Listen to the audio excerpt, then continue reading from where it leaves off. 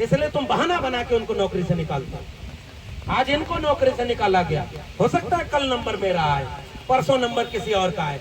तो जो चुप रह करके नौकरी से निकल गया, वो भी जब नौकरी से निकल रहा है तो मैं बोल करके नौकरी से निकलूंगा तो मुझे कम से कम नाज रहेगा कि मैं किसी के सामने झुका नहीं था, अपने उसूलों पर खड़े होकर के नौकरी से निकला। और इसलिए मैं डॉक्टर रितु के समर्थन में खड़ा हूँ।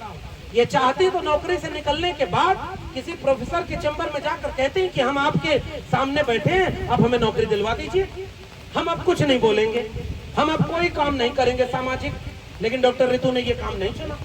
वो चाहती तो झुक करके समझौता करके नौकरी जैसे बाकी लोग ले रहे वैसे लेती, लेकिन उन्होंने अगर ये काम चुन लिया है तो इन्हें पता है कि ये धरना करने के बाद ये कभी नौकरी से नहीं रखेंगे। इसी विश्वविद्यालय में तमाम प्रोफेसर ऐसे रिटायर हो गए जिनकी डिग्री फर्जी है। भाई डिग्री केवल वो बड़े वाले नेता की फर्जी नहीं है, उस पर कोई बात नहीं होती और हम जानते हैं ऐसे लोगों को।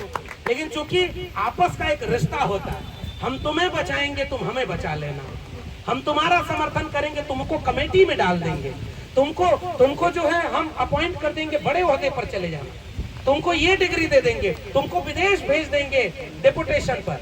सब एक दूसरे के समझौते से चल रहे हैं। हम तुमको प्रिंसिपल बनाएंगे, तुम हमको वाइस चांसलर बनवा देना। इसी से तो पूरा देश चल रहा है। विश्वविद्यालय क्या बना रहे हो आप? ये कूड़े के घर में तब्दील हो जाएंगे। ये विश्वविद्यालय नई शिक्षा नीति लागू होने के बाद वैसे ही फीस महंगी हो गई, वैसे ही विश्वविद्यालय का सिलेबस कैसे बदला जा रहा है, वैसे ही सारी चीजें बदली जा रही हैं। ये तो इस विश्वविद्यालय में ऑलरेडी हो रहा है। और देश के लोगों को जब तक पता चलेगा कि शिक्षा चौपट हो जाएगी, तब तक बचाने को कुछ बचेगा नहीं। तो अभी उसकी लड़ाई कोई क्या लड़े?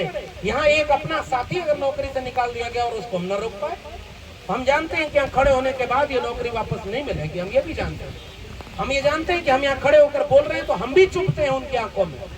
लेकिन एक बात है, हम क्यों चुपते हैं? हम शुरू से ऐसे थे क्या? वो एक शेर है ना बहुत महत्वपूर्ण कि जी नहीं सकता तो जीने की तमन्ना छोड़ दे, बहते बहते रुक जाए वो दरिया छोड़ते, फूल था मैं और मुझे कांटा बनाकर रख दिया और अब कांटे से कहते हो कि चुभना छोड़ दे। तो पहले तो हमारे लोग अच्छा जितने चुपचाप बैठे हैं, डॉक्टर रितु की तरह नहीं बोल रहे या मेरी तरह नहीं बोल रहे, तुम उन्हीं को परमानेंट कर देते। कोई परमानेंट नहीं हो रहा है भाई। परमानेंट वो हो रहा है जहां वहां से लिस्ट आ रही है। और इशारा समझदारों को इशारा काफी समझ जाइए। तो जो महिला एक वंचित शोषित तबके से आकर के यहाँ दिल्ली विश्वविद्यालय की चार दीवारी पर खड़ी होकर के अपने हक के लिए अगर लड़ रही है, मैं जानता हूं और ये बात महसूस कर रहा हूं कि इसके लिए बहुत हिम्मत की जरूरत है। और मैं यहाँ खड़े होकर डॉक्टर रितु की हिम्मत को अपनी हिम्मत देकर के मजबूत करना चाहता हूं और इनसे हिम्मत लेकर के लौटूंगा कि ऐसे न्याय की लड़ाई और लड़ाई जानी चाहिए। और आज इस देश में 3 जनवरी 1848 को पहला स्कूल खोलने वाले ज्योतिबा फूले और सावित्रीबाई फूले, जिन्होंने पढ़ाने जाने के लिए लाठी खाई, गाली खाई, गोबर खाया, आज अगर वो होंगे कहीं प्रकृति में कहीं भी उनका वजूद होगा तो एक लड़ती हुई महिला को देखकर खुश हो रही होंगी सावित्रीबाई फूले कि चलो शिक्षा के लिए एक महिला अपने हक के लिए बोल रही है। आज रितु बोल रही हैं, हमें उनके साथ खड़ा होना है, क्योंकि कल हम अगर हमारे शिकार होंगे तो हमारे साथ कौन खड़ा होगा। इसलिए आप सब यहाँ पर आए हैं, हम सब आते रहेंगे, लगातार इस आंदोलन में शामिल रहेंगे और न्याय होना चाहिए। हमारी एक ही मांग, जो गलत है उसको सजा मिले, जो सही है उसके साथ न्याय हो। और इस न्याय की लड़ाई में हम आखिरी वक्त तक संवैधानिक मूल्यों के मुताबिक, हम संविधान को मानने और बचाने वाले लोग हैं, हम संविधान को बदलने वाले लोग नहीं है भाई।